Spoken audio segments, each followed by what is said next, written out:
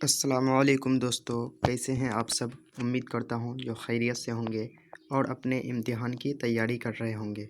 तो दोस्तों, आज मैं फिर से हाजिर हूं आप सबके सामने दरख्शां उर्दू दर्जा 10 इसका सबक नंबर 12 यानी कि चैप्टर नंबर 12, जो कि एक नावल है जिसका नाम है फ़हमीदा और मंझली बेटी हमीदा की गुफ्तगू। तो इसका जो इम्पोर्टेंट ऑब्जेक्टिव क्वेश्चंस होगा उसको हम लोग इस वीडियो में कवर करेंगे। तो इससे पहले आप अगर सबक नंबर 1 से सबक नंबर 11 तक के वीडियोस नहीं देखे हैं तो आपको डिस्क्रिप्शन में उसका लिंक दिया हुआ है, वहाँ पे जाके आप उसको देख सकते हैं। तो चलिए दोस्तों, शुरू करते हैं। पहला क्वेश्चन आपके सामने है, नावल किसका एक अहम हिस्सा है। नावल किसका एक अहम हिस्सा है, तो ध्यान रखेंगे नावल फिक्शन का एक अहम हिस्सा होता है। चलिए अगला सवाल की ओर बढ़ते हैं। अगला सवाल है, नावल किसकी देन है। नावल किसकी देन है, तो ध्यान रखेंगे मगरबी अदब की, यानी कि ये पश्चिमी देशों की देन है, पश्चिम से ही आया है, यानी कि यूरोपियन कंट्रीज से ही आया है नावल, इसलिए नावल जो है वो मगरबी अदब की देन है। तो ध्यान रखेंगे। अगला सवाल की ओर बढ़ते हैं। अगला सवाल कह रहा है, नावल उस ज़माने की ज़िंदगी और मुआशरत की सच्ची तस्वीर है जिस ज़माने में वो लिखी जाए। किसने कहा, तो ये जो लाइन है ये कहा था बरतानिया की एक ख़ातून अदबिया क्लारा देवस, जिसका नाम क्या था। बरतानिया की एक औरत थी जिसका नाम था अदबिया क्लारा देवस, उसी ने ये बात कहा था। चलिए अगला सवाल की ओर बढ़ते हैं। अगला सवाल कह रहा है, उर्दू नावल को फ़रोग़ देने में किसका नाम सरे फहरिस्त है। मतलब नंबर 1 पे किसका नाम आता है उर्दू नावल को फ़रोग़ देने में, ऊंचाइयों तक पहुंचाने में, यानी कि उर्दू नावल का बानी कह सकते हैं इसको। तो डिप्टी नज़ीर अहमद को ही कहा जाता है। तो काफ़ी इंपॉर्टेंट क्वेश्चन है, उर्दू नावल का बानी भी कहा जा सकता है इसको, तो डिप्टी नज़ीर अहमद, ध्यान रखेंगे। चलिए अगला सवाल की ओर बढ़ते हैं। अगला सवाल कह रहा है, उर्दू का पहला नावल किसे करार दिया गया है। तो उर्दू का पहला नावल जो है वो मरातुल उरूस है। मरातुल उरूस को उर्दू का पहला नावल करार दिया गया है। तो काफ़ी इंपॉर्टेंट क्वेश्चन है, ज़रूर ध्यान रखेंगे इसको। चलिए अगला सवाल की ओर बढ़ते हैं। अगला सवाल कह रहा है, मरातुल उरूस कब शाये हुआ, यानी कि उर्दू का पहला नावल मरातुल उरूस ये कब शाये हुआ। तो 1869 ईस्वी में शाये हुआ था। तो ध्यान रखेंगे इसको, काफ़ी इंपॉर्टेंट सवाल है ये। चलिए अगला सवाल की ओर बढ़ते हैं। अगला सवाल कह रहा है, मरातुल उरूस के अलावा नज़ीर अहमद ने कितने नावल लिखे। तो मरातुल उरूस जिसको उर्दू का पहला नावल कहा गया है, इसके अलावा भी नज़ीर अहमद 6 नावल लिखे थे, यानी कि टोटल 7 नावल लिखे थे। चलिए अगला सवाल की ओर बढ़ते हैं। अगला सवाल कह रहा है, सूरतुल ख़याल किसका नावल है।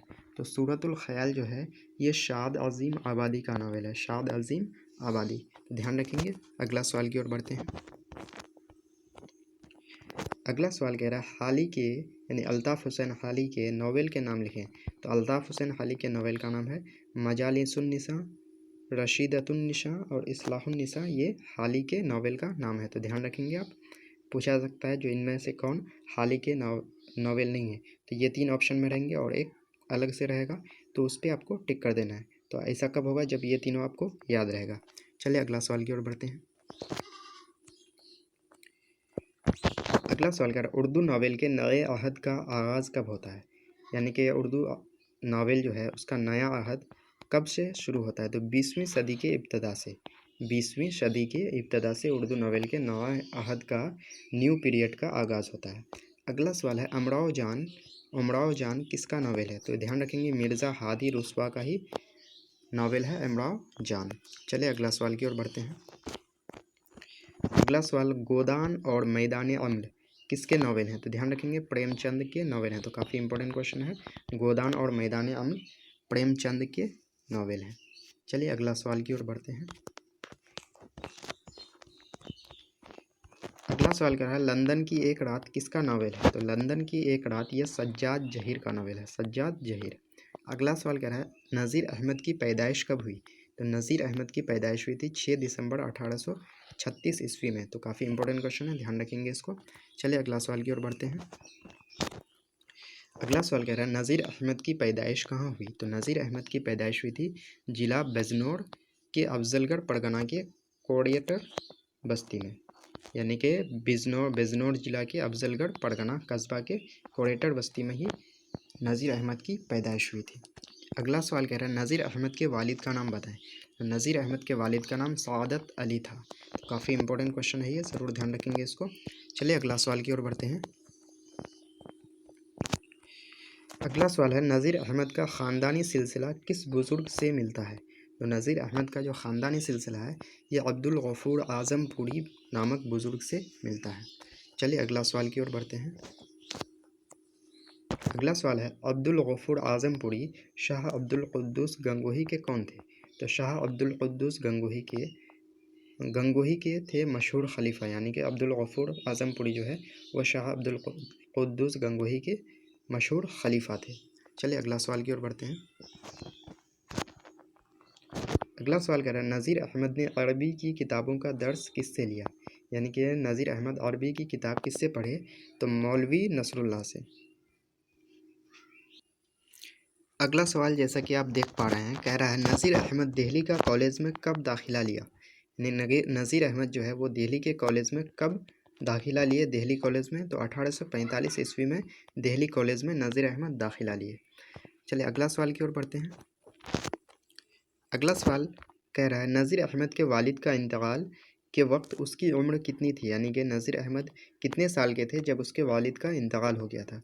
तो सिर्फ 13 साल के थे तभी उसके वालिद का इंतकाल हो गया था। तो काफ़ी इंपॉर्टेंट सवाल है ये, ज़रूर ध्यान रखेंगे। चलिए अगला सवाल की ओर बढ़ते हैं। अगला सवाल कह रहा है नज़ीर अहमद की शादी किससे हुई। तो नज़ीर अहमद की शादी हुई थी मौलवी अब्दुल खालिक की पोती से। ध्यान रखेंगे मौलवी अब्दुल खालिक की पोती से ही नज़ीर अहमद की शादी हुई थी। चलिए अगला सवाल की ओर बढ़ते हैं।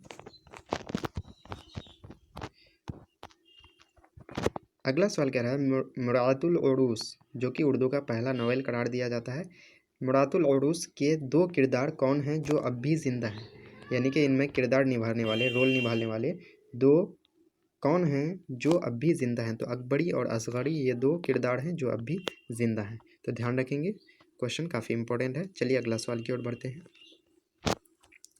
अगला सवाल कह रहा है नज़ीर अहमद का नावल नबातुन नाश कब शाया हुआ। तो नज़ीर अहमद का ही नावल है ये 1872 ईस्वी में शाया हुआ था। अगला सवाल कह रहा है तौबतुन नुसूह, काफ़ी इंपॉर्टेंट है, तौबतुन नुसूह नज़ीर अहमद का ही नावल है कि आशात कब हुई, यानी कि ये कब शाया हुआ। तो 1877 में तौबतुन नुसूह की आशात हुई थी। तो ये क्वेश्चन काफ़ी इंपॉर्टेंट है, आपके बोर्ड में आ सकता है। चलिए अगला सवाल की ओर बढ़ते हैं। अगला सवाल जैसा कि आपके स्क्रीन पे है नज़ीर अहमद के नावलों में सबसे अहम नावल कौन सा है। तो नज़ीर अहमद के नावल में जो सबसे अहम नावल है वो है इब्नुल वक्त। इब्नुल वक्त ये सबसे इम्पोर्टेंट नावल है, यानी कि सबसे अहम नावल है। तो ध्यान रखेंगे, काफ़ी इंपॉर्टेंट क्वेश्चन है। चलिए अगला सवाल की ओर बढ़ते हैं। अगला सवाल है नज़ीर अहमद के आखिरी नावल का नाम बताएं। तो नज़ीर अहमद का आखिरी नावल रोयाए सादिक़ा है, जो काफ़ी इम्पोर्टेंट क्वेश्चन है ये। चलिए अगला सवाल की ओर बढ़ते हैं। अगला सवाल है नज़ीर अहमद का आखिरी नावल रोयाए सादिक़ा कब शाया हुआ। तो ये शाया हुआ था 1884 ईस्वी में। तो काफ़ी इंपॉर्टेंट क्वेश्चन है, ध्यान रखेंगे इसको। 1884 ईस्वी में नज़ीर अहमद का आखिरी नावल जिसका नाम है रोयाए सादिक़ा शाया हुआ। चलिए अगला सवाल की ओर बढ़ते हैं। अगला सवाल है नज़ीर अहमद का विसाल यानी कि इंतकाल कब हुआ।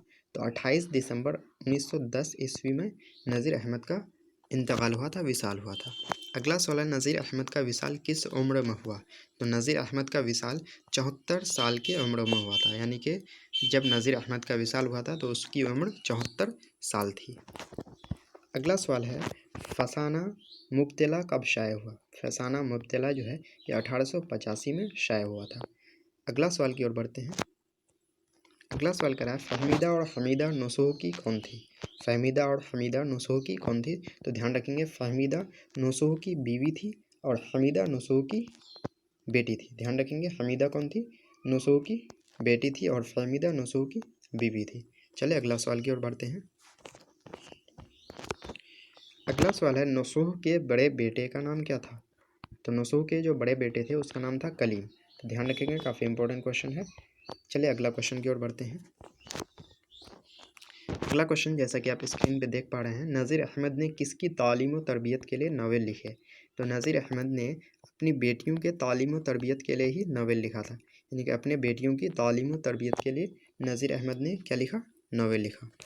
तो दोस्तों यहाँ पे हम लोगों ने जो चैप्टर नंबर 12 यानी कि फ़हमीदा और मंझली बेटी हमीदा की गुफ्तगू, इसका जो इम्पोर्टेंट ऑब्जेक्टिव क्वेश्चंस था, इसको हम लोग इस वीडियो में कवर कर चुके हैं। तो अगर आपको वीडियो अच्छा लगे तो वीडियो को लाइक कर दीजिए, और चैनल पर अगर नए हैं तो चैनल को सब्सक्राइब कर दीजिए और अपने दोस्तों के साथ शेयर कर दीजिए। चलिए मिलते हैं अगले वीडियो में। अस्सलाम वालेकुम।